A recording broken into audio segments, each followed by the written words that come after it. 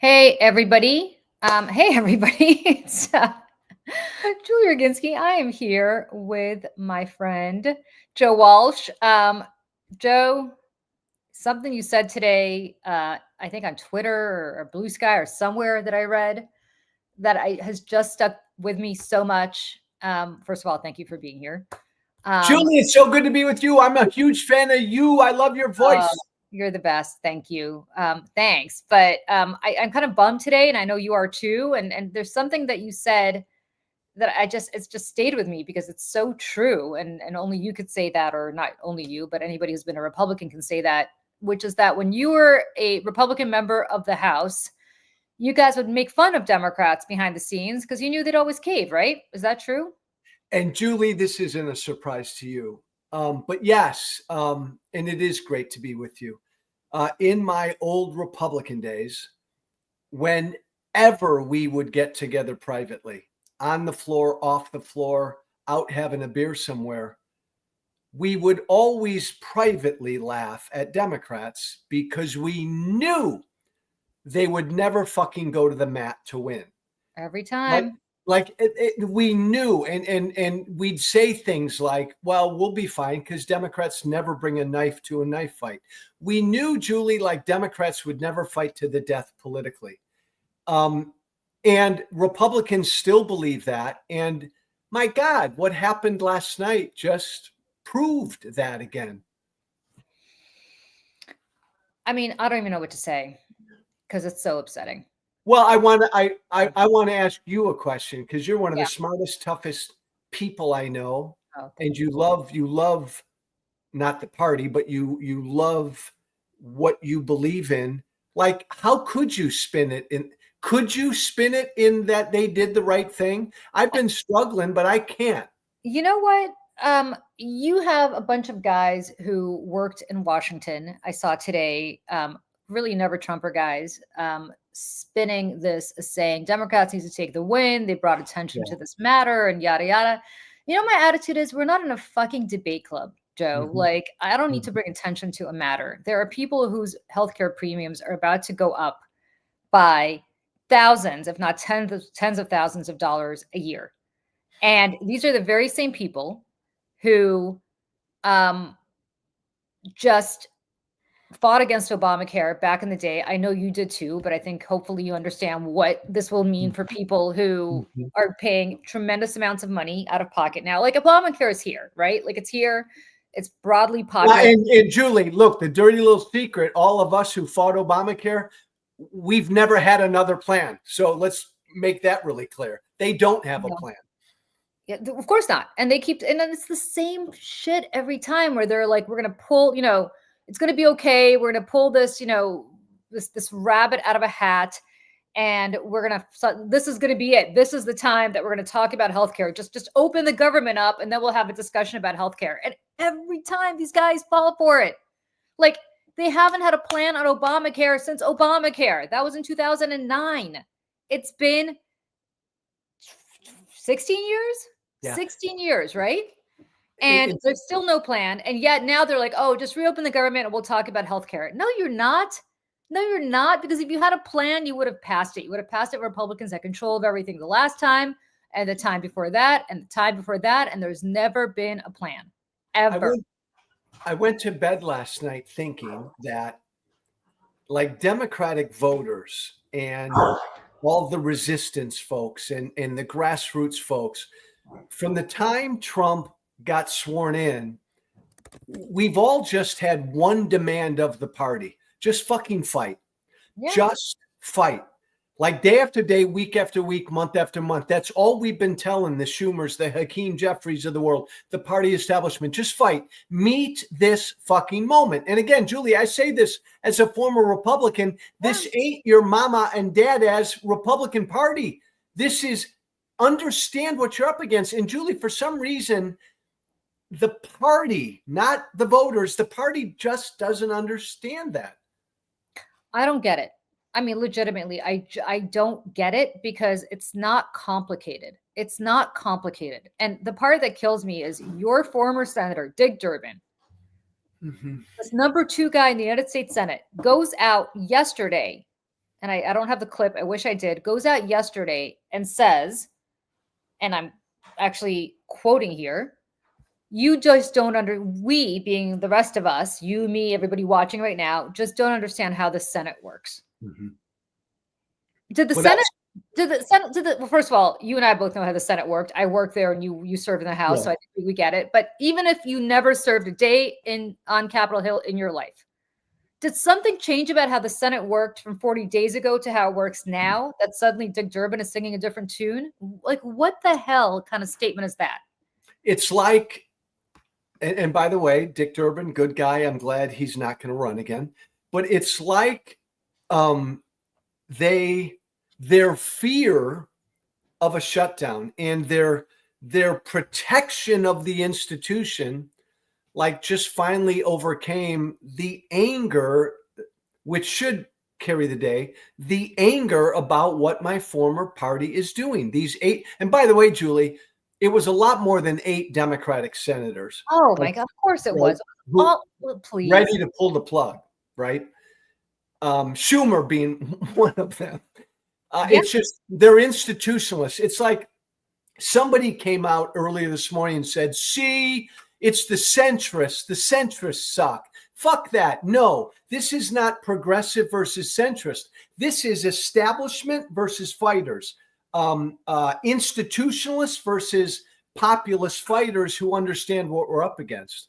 And I got to tell you, like, you guys came in, how did you, like, I want to actually talk about how you came to Congress, right? Because I think it's so instructive. In 2008, Barack Obama got elected, and Democrats had not just full control of the House and Senate, they had a filibuster-proof control of the House and Senate, if you remember, for the very short period of time that Ted Kennedy was feeling up to going. And that's how Obamacare passed, right? Ted Kennedy literally on a gurney practically came down there and passed Obamacare. And so, like, Democrats were riding so high that I cannot remember the last time they were in such good shape, or any party was in such good shape. And then in 2009, and I remember this so well because I was working at CNBC, and you had an anchor on CNBC go from the floor of the Chicago Mercantile Exchange. And I was there, and I remember sitting in studio. I was literally under contract at CNBC watching this and being like, what is this guy talking about? And he started screaming about how we need a Tea Party. We need a Tea Party. We need a Tea Party. We need a Tea Party. All of a sudden, that's how the Tea Party became the Tea Party. And you and a whole bunch of other people were like 1,000% committed to bringing down Barack Obama. It didn't matter. It didn't matter that he had a filibuster-proof majority. It didn't matter because the voters were pissed. They were pissed about Obamacare. They were pissed about so much else. And you guys did it, and you did it. You know what? Contrast that, Joe. You tell me. Julie, I think we're in the same period now. We were pissed at Obama. We wanted to bring him down. We were pissed at our own party. We all ran against our own party establishment. You and I could have a long, interesting conversation on the substance of the Tea Party, but it was an anti-establishment thing. It was a movement that was pissed off because the party didn't recognize how angry the base was. Democrats are going through the same thing right now. The establishment is oblivious to how angry the base is. And so I think the Democrats are having their Tea Party moment. Schumer's gone. He will, and we'll look back on this and realize it, but he's gone. And a bunch of these older guys will be gone. Because, Julie, I think this thing is just going to overtake them. That's what we did. And and I mean, remember Eric Cantor in 2010? Yes. Eric Cantor was was he the third guy? Or was he number two? He was, of course, he was the whip, right? Or he was the majority. He was the majority leader right below Speaker. No. Wait a second. This is when Democrats were not in charge. So. When Democrats were not in charge. Then he would. I think anyway, it doesn't matter. He was in leadership. Whatever he was in leadership. Yeah. Eric Cantor, nobody expected Eric Cantor to win. Eric Cantor lost to some guy who was severely underfunded. Nobody knew in Virginia, and that guy won. He was a doctor, I believe, or a vet or something. He wasn't even somebody who was in politics. And that was the beginning of the oh shit moment for the Republican establishment, where they realize that if somebody like an Eric Cantor can lose in a primary, what is going to happen? I don't understand. Like, why do I remember this?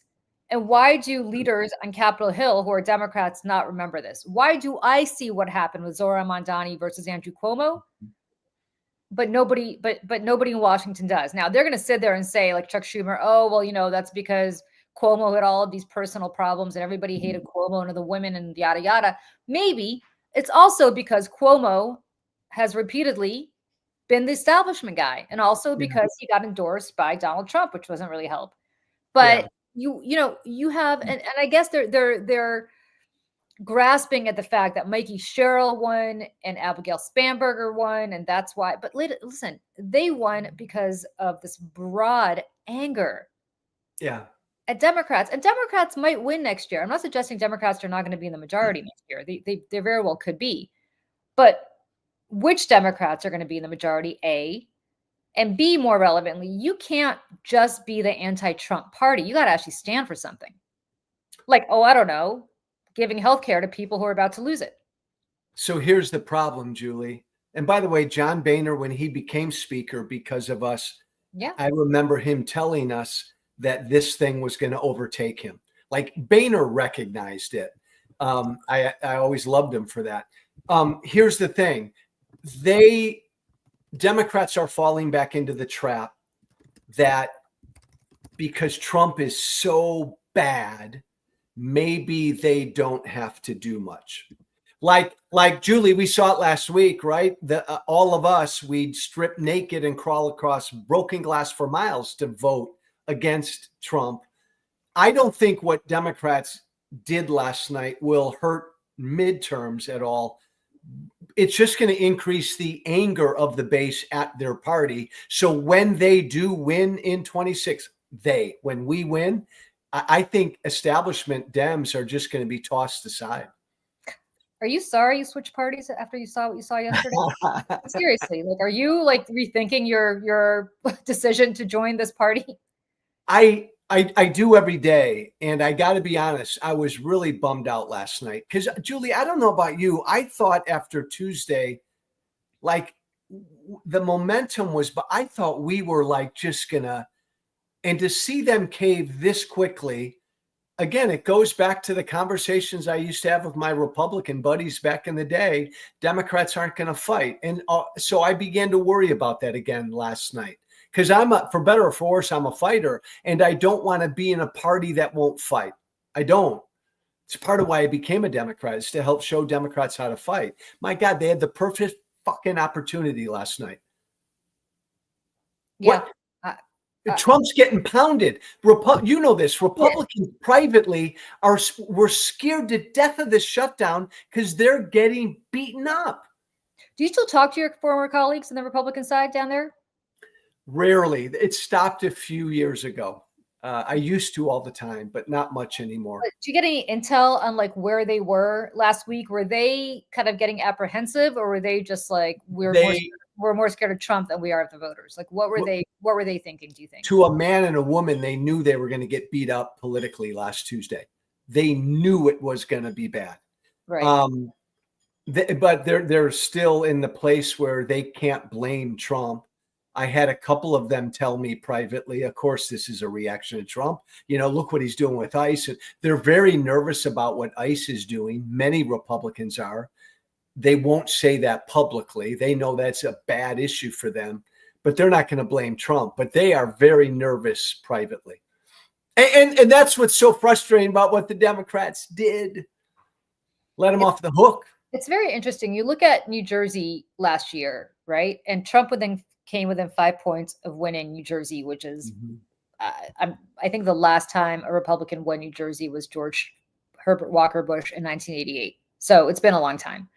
And then you have part of that was because, not part of that, a large part of that was because of Latinos, right? Latinos, and I hate using Latinos as kind of this big cohort because they all speak Spanish and come from a particular part, or one spoke Spanish and come from a particular part of the world doesn't mean they have much in common, right? Like, I don't think Argentinians have much in common with Cubans and Puerto Ricans have in common with Mexicans and so on, right? Like it's like saying Irish people have something in common with Australians because they speak English, right? Like it kind of doesn't make sense. However, if you have to kind of put that in a broad swath, the Latino community largely shifted very much towards Trump last time. And this time, tremendous shift back, huge shift back to the Democrats. And so to me, Latinos are no longer part of the Democratic base necessarily. They are the ultimate swing cohort, right? Like, and Democrats better take that seriously and better start understanding that they're not going to be able to just take that vote for granted anymore. And I think in some ways that was a wake-up call last year. But I also have to wonder at which point Democrats understand that what happened yesterday, or sorry, on Tuesday, a week ago, was because of the fact that Latinos were disgusted with Donald Trump, disgusted with the fact that he's making everything cost more. They're, a lot of them are very business conscious, small business owners, and so on and so forth. And also about the fact that, like, listen, they may not care about people walking down the street who are here undocumented immigrants because that has nothing to do with them. They're not necessarily, they've been, some of them have been here for generations, longer than my family has been for sure. But when you can get pulled over and ask for your papers because your skin happens to have a particular kind of hue, or you speak Spanish to your abuela, even though you've been born here, and so is your mother, like at some point that becomes very personal. And this immigration thing, as much as Trump thinks it's a big winner for him, it is with the base. I don't know that it is necessarily with a swing cohort like Latino voters, although I have to say it used to be back in the day. I did a focus group of Latino voters maybe 2-3 years ago, longer, maybe 4 or 5 years ago during Trump's first term. And they were unhappy that people were putting them into the same bucket as undocumented. Yeah. They found that offensive. But now I think it's gone too far. Latino voters traditionally are very anti-illegal immigration. It's like, Julie, I respectfully went after Hakeem Jeffries on election night because he had like the nerve to tweet, "The Democratic Party is back. Enough with the obituaries of the Democratic Party. We're back." Tuesday had nothing to do with the Democratic Party. That lasted 5 days. Yeah, absolutely nothing to do with the Democratic Party. These were pissed off voters, Democratic voters, base voters, grassroots voters. They've been carrying the party along these last 10 months. The party's never recognized this moment we're in. Voters, people you and I talk to, the people who listen to us, they've gotten it. They understand how fucking dangerous that guy is in the White House. They understand how wrong it is that an Arizona congresswoman who got elected 40 days ago hasn't been sworn in yet. The party didn't win Tuesday night, and my God, they better not think that way. Well, this whole victory lap thing, this dunking, I guess lasted 5 days, and that's a record for Democrats. Usually we're in the fetal position even after we win, as soon as, because the one thing you could trust is that we're always waiting for the other shoe to drop. But it did last only 5 days. I mean, if you look at the large scheme of things, it only lasted 5 days. And then what happened? Talk about snatching defeat from the jaws of victory. Like, talk about just, you had every largest, I said this today, I went on MSNBC today and I got a tremendous amount of pushback and also support depending on where you stand, because I basically said it's time for Chuck Schumer to go. And of course you can't go on MSNBC without say that without everybody losing their mind, because apparently that's the Bible of where Democrats watch stuff. Yeah. But it should be here, but it's there. But the reality is, like, you're absolutely right. They are sitting around patting themselves on the back. And look what happened. You had the largest protest. I don't know why I'm giving a thumbs up. You had the largest protest movement in the history of this country. That was not organized by Washington Dems. Right. That was Indivisible and a bunch of grassroots people who marched. Right. I marched with my husband and my son, not because somebody called me and told me to march. I just felt compelled to speak out against what was happening with Donald Trump, as did millions of other people. In fact, had this been organized from Washington, it wouldn't have worked. You had that. Then you had, from sea to shining sea, literally elections that were landslides that were expected to be much, much, much closer, whether in Virginia or in New Jersey. We got the supermajority. We broke the supermajority in Mississippi. I mean, give me a break.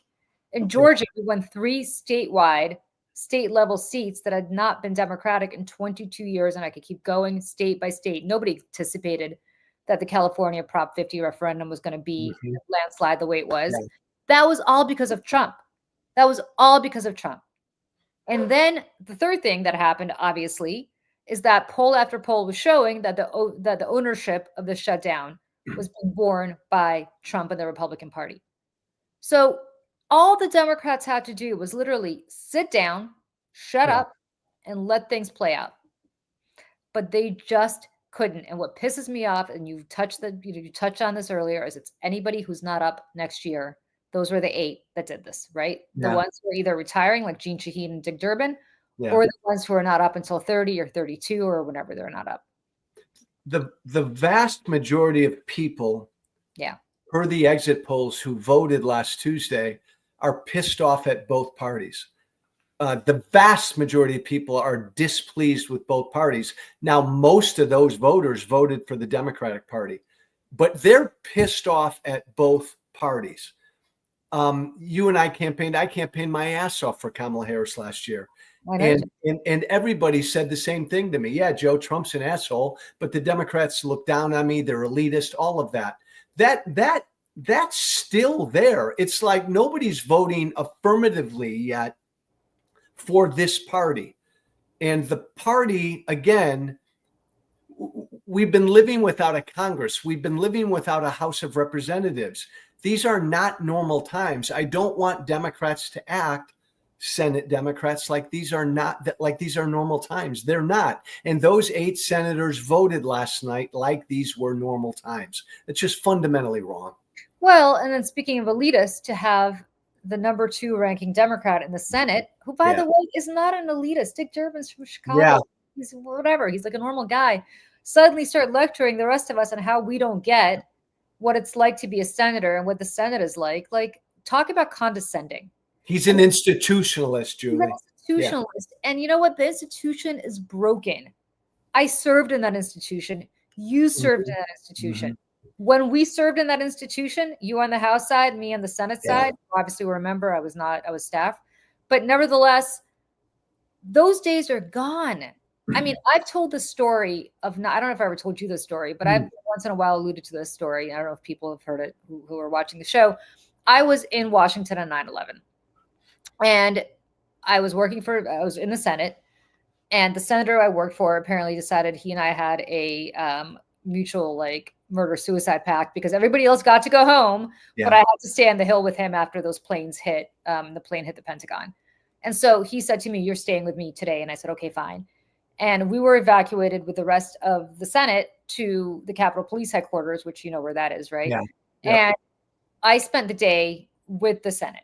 And it was Democrats and Republicans both. And I was one of the very, very, very few staffers who was there.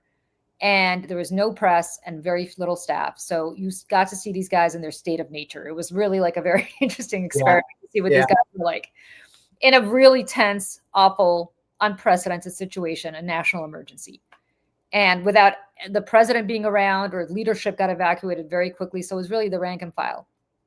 And what you saw was both sides getting together and basically trying to figure out a path forward. Nobody was grandstanding. There was no Twitter back then. There were no selfies. There was no Instagram. There was no going live here on, on Substack or on YouTube or anywhere else.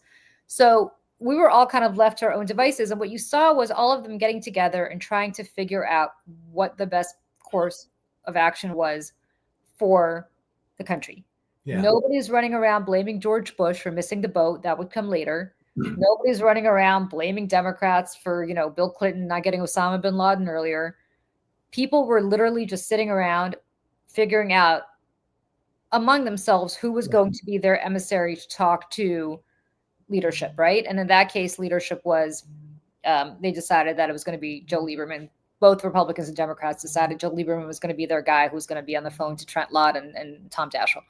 And so I think about that day so often, Joe, and with a lot of sadness, not just because of 9/11, but particularly in sadness because could you imagine if that happened today? It What wouldn't happen. it wouldn't happen. It would not happen. The Capitol Police would have to separate them and Yeah. basically prevent them from killing each other.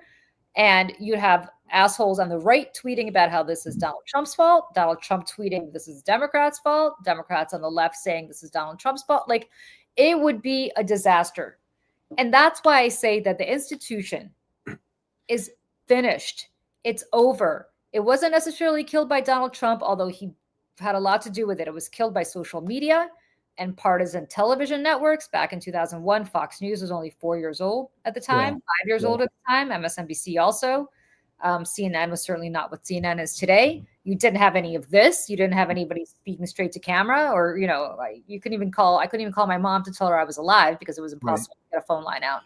So, it doesn't. The institution that Dick Durbin and Chuck Schumer and all these guys grew up in, it does not exist anymore. Like, and it blows my mind, Julie, that there are any Democrats who at this point still trust any Republican to negotiate in good faith. It just utterly blows my mind that any Democrat thinks that. And again, you're right. Trump didn't cause this. He's the ugly product of a broken system, but he is a unique threat. And it's like when he won again, Julie, and even former President Biden, we all acknowledged he won, unlike what Trump did in 2020. The people spoke, he won. But then you don't have to invite him over to the White House. You don't have to go down to Mar-a-Lago, Democrats, and see if you can work with him. No, because look what Trump did the minute he got sworn in. Him and Elon Musk just went on a blitzkrieg.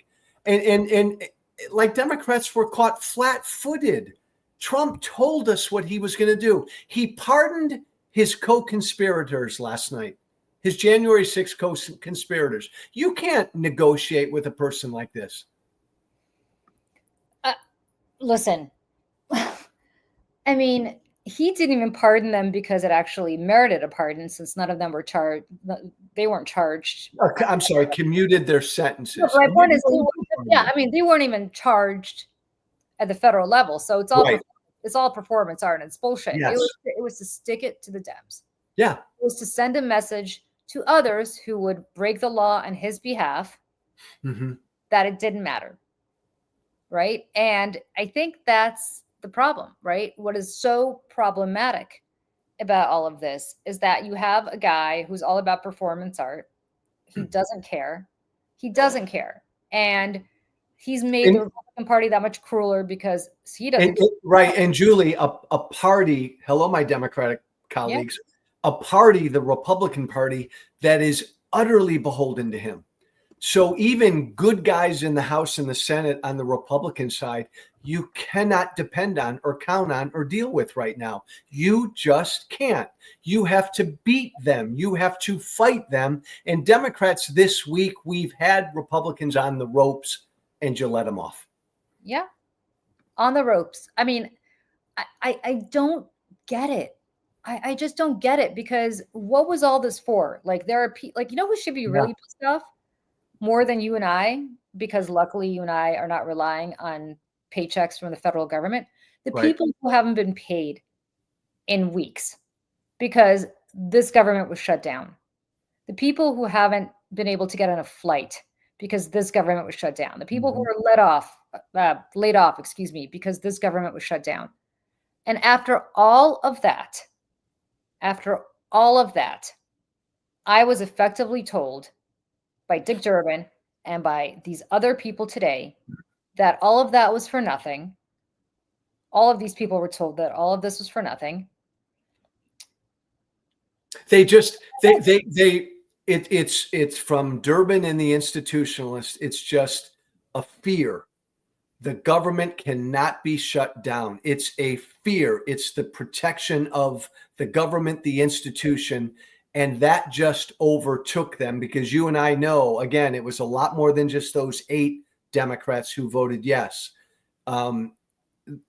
And there's a difference. You know this too, Julie. There's a difference between the House and the Senate.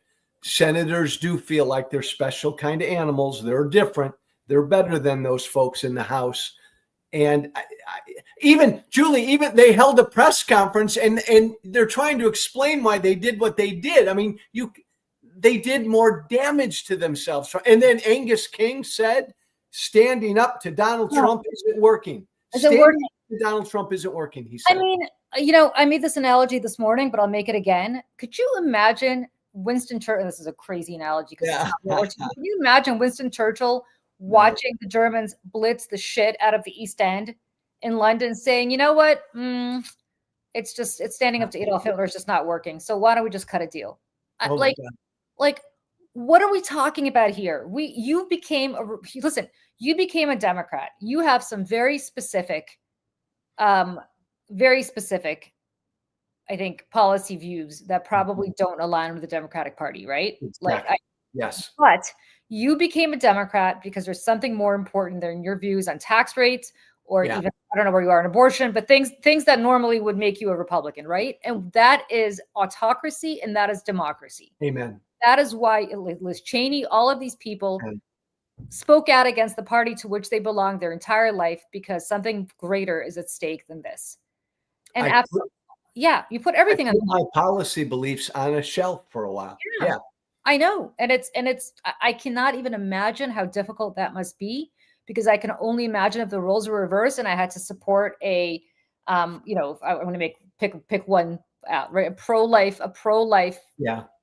president or candidates, because I'm so upset about what's happening with respect to democracy. I get it. I can't get it personally because I've never had to do it, but I can only imagine how hard it is.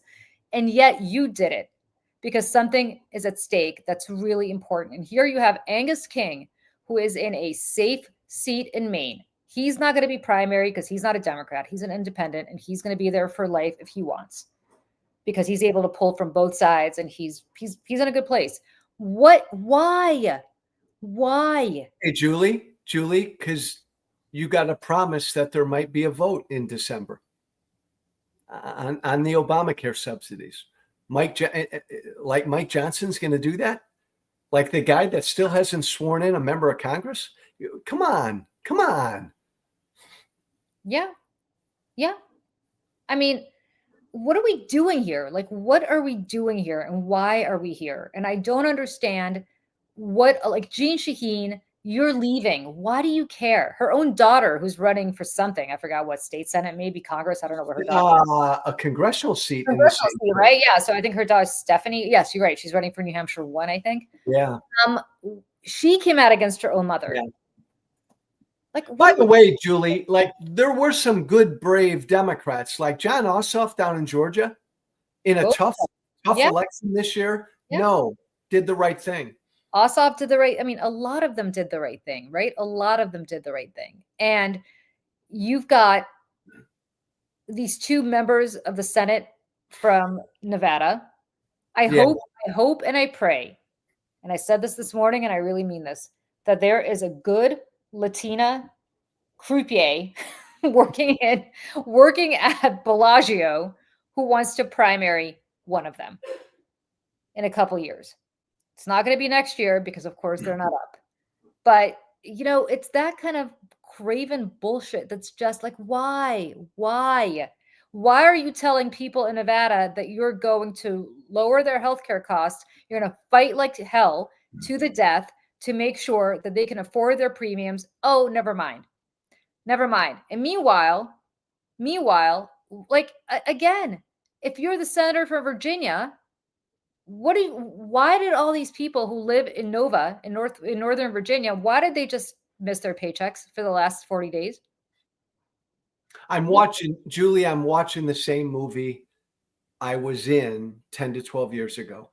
The Tea Party went after the Republican Party establishment. The Republican Party establishment was arrogant, never saw it coming. Yeah. Again, different issues, different policies, but there's a Tea Party brewing right now, a populist, anti-establishment movement in this Democratic Party. And the party establishment just doesn't get it. and it'll overtake a lot of them. And the sad thing is, again, assuming there are midterms, because Trump and the Republicans, hello, Democrats, are going to try to fucking cheat wherever they can. But assuming there are midterms, the anger about what this fascist in the White House is doing will probably get the Democrats the House next year, at least the House. But the base then is just pissed, and there will be establishment Democrats who will lose. Well, let me ask you this. Do you think we're going to have elections next year? I'm going to say what I generally say. And again, if I'm a crazy man, Julie, never invite me back. I say it's 50-50. I mean that. Crazy man. I think that's absolutely right. I mean, we're talking about someone who lost an election and committed crimes trying to overthrow it. Are you telling me he won't mess with the midterms next year? Yeah. I'm not going to take that chance. What do we do? What would you do if all of a sudden he says there's a state of emergency, he declares a war? If you remember, he really perked up very much when Zelensky was in the White House. Oh. Remember that back in February or March, and they pressed why he hasn't had elections, and Zelensky said, "Oh, it's because we're in an existential war." And all of a sudden, Trump was like, "Oh, really?" Yes, good pickup, Julie. A lot of people miss that. That's the only time he actually seemed interested in that whole meeting. He let everybody else beat up on Zelensky in the meantime, but that was the only time he seemed interested. So, what do we do? Honestly, because you've served, what do we do if in fact Trump says, you know what, I've now declared war in Venezuela or whatever country he wants to declare a war on next, and we're in a crisis and we're not going to have elections? That would be the first time, by the way. We had elections during the Civil War. We had elections during both world wars. We had elections during, since the founding of the nation, including while the Revolutionary War was happening. Yes. So what do you think? Julie, if he has a plan, and I know people around him, the plan is, and Trump kind of does, that's the whole basis for his use of the military here. He wants a 2026 where those ICE thugs are doing what they're doing. The National Guard is in Democratic states and Democratic precincts. The military, I mean, the Marines are on the streets in Chicago and wherever, because he wants to incite chaos and violence. And then he's got his reason, his excuse to say Insurrection Act or whatever, and say, we can't have elections in Illinois, midterms in Illinois. Chicago's a mess. It's chaos. And he'll do that in a few Democratic states and then try to get the whole country to call it off. I know that's the plan. What can we do? It's a fascinating question. I mean, the two most powerful things we as citizens have, the rights we have, are the right to vote, the power of the vote, and the power to engage in civil disobedience, a step beyond protesting, where we purposely ignore our government and non-violently stand against our government, knowing we'll get arrested. I think if that were to happen, Julie, you'd see mass demonstrations of Americans getting arrested. All hell would break loose. It's interesting because Republicans always talked about the Second Amendment as something necessary because of the government. We got to stand up to the government, and this is our bulwark against the government. And I used to always laugh, and I used to always say, what the hell are you talking about? I don't care if you have an AK-47. The government has nukes. The government has tanks. Like, you with your gun is not going to stop, that you're not going to stop the government. And now how roles have reversed, where the government has all the power. It is abusive in the same exact way that Republicans always fear the government would be, which is why they always push the Second Amendment. It's like as crazy as it is for you to now become a Democrat is as crazy as for me to suddenly be like, that's the stuff Republicans used to say.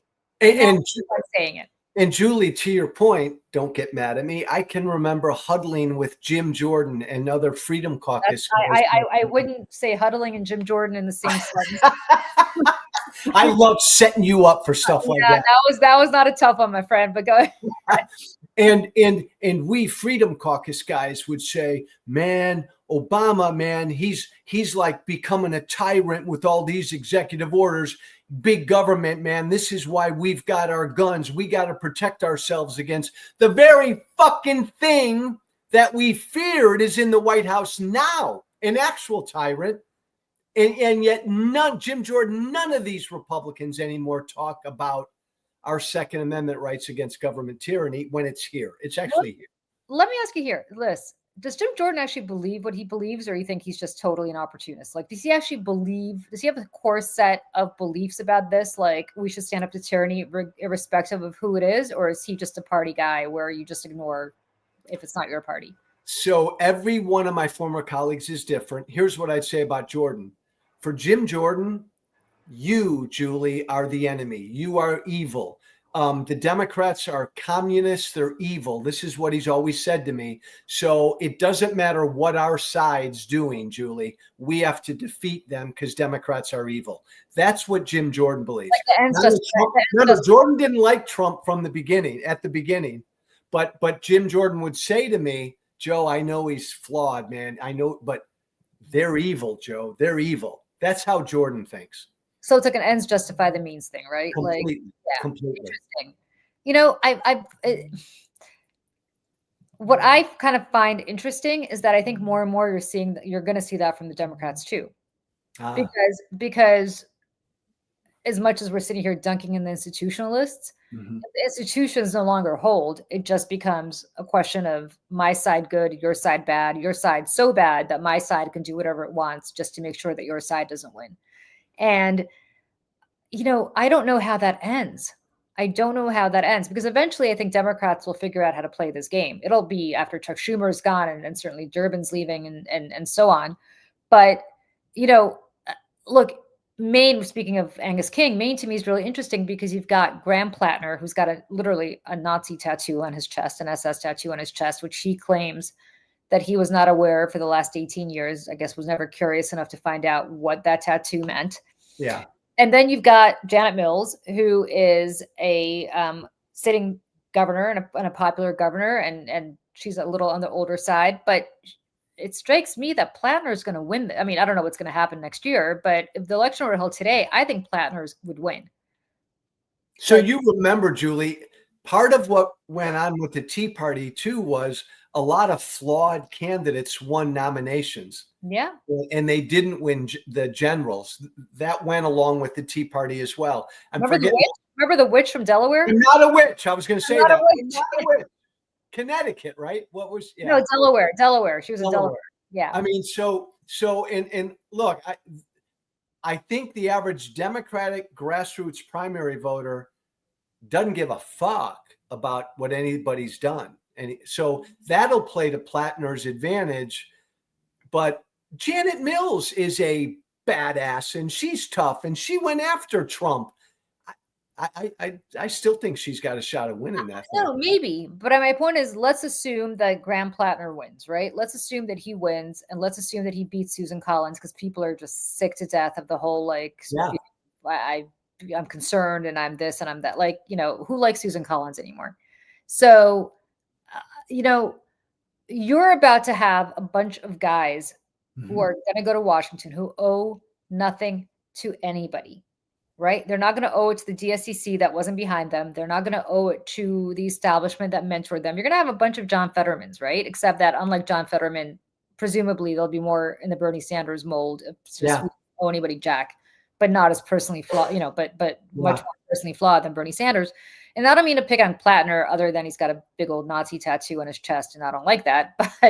But you have all of the, you know, you're about to have a crazy situation happening where you're going to have people elected who are just, they're not going to put up with this shit anymore on either side. And to me, the question is, then how does this end? And I hate to say this because it's going to sound so depressing and I know we have to go and I don't want to leave it on this note. You can tell me something happy after I say this. But when you had this kind of insanity before, typically the only thing that really got people out of their crazy headspace was something like, oh, I don't know, a war Mhm. or another war or a revolution or something that became so horrible with so much pain and suffering and death that what remained was like, we gotta just get a hold of ourselves here, right? And I don't know. I mean, what is it going to be? Well, it's again, that's analogous to the Tea Party because when we all got elected in that wave, I think you had the largest number of first-time politicians who ever got elected. You could have the same thing in a lot of these new Democrats getting elected next year, never run before, never served before, or don't have the long careers. And you know how Washington is. Back in the Tea Party days, the establishment in Washington over time was able to co-opt a lot of those people. I don't know if that'll be the case this time around. I don't know. I don't know. And it's going to be interesting to see on the Democratic side, but I totally agree. The Tea Party is here on the Democratic side. I don't know what's And Julie, last thing I'll say, Democrats need this fight. They need it. Yeah, I agree. I agree. And listen, I was always institutionalist. I was always a establishment Democrat. Always. I was never a Bernie Sanders Democrat. I've said that. I said this on MSNBC today. I voted for Hillary, and I voted against Obama, and I voted for Hillary against Sanders, and not necessarily because of Hillary, but because I was an institutionalist, and I supported Biden from the jump, and not Sanders. Bernie turned out to be right. He turned out to be right about everything. And if people like me in my 50s are saying this, who, worked on the Hill and worked within the party structure and always worked in the sort of establishment wing of the party. If somebody like me saying that, I can only imagine what somebody who is newly come to political kind of sentience after Trump's election, what they're thinking now, watching this party just completely devour and destroy them. It's just insane. I want to thank you though, Julie, because I've been bummed out all day. This has been very therapeutic. I feel better. You can come and bitch on my show anytime. Just give me a call and say I need to complain about something. Make it happen. Tell me something good before we go. I got a second dog. Her name is Fern. She's a retired foxhound, and I am in love. So my son just walked in the house while you and I were talking, and I hope he doesn't hear this because he has been begging us to get a second dog. We have and I want one, but my husband won't go for it. That's bullshit, Julie. You're gonna have your husband talk to me. I will win him over. We live in a New York City apartment, my friend. It's a little hard with the two dogs, but I'm all for it. We have a rescue. So my husband agreed to get the first dog because he's like, okay, I'll only agree to get a rescue, and it has to be a lab. I was like, no problem. I went online. I'm like rescuelab.com, whatever it's, some name. And I found this rescue lab. And I know from Mississippi, they brought him up to New Jersey. We drove to New Jersey to get him. And then I took him he's the best. His name is Hagrid. Took him to the vet, and the vet's like, do you want to do a DNA test on him? I'm like, sure. So we did a DNA test on him, and the vet said he's like 20,000 different things, not one iota of a lab. None. He's everything but a lab. So now what I really want, I said to my husband, I was like, can we get a little one? Like, I really want the hot dog, the little. No. Don't ever get a hot dog. Julie, by the way, again, that's what my husband said. I know. Why not? Retired foxhound. She's 5.5. They're great apartment dogs. They just want to be loved. We'll talk. We'll talk. You know what? Actually, my husband and you should talk because send me a picture. I would love that. I will. I'll send you a picture of Fern. Her name is Fern. Fern. I love that name. I love that. Okay. This has been so great. Thank you. Come back really soon. Thank you for the therapy session, and I will see you soon. All right. Thank you. Bye.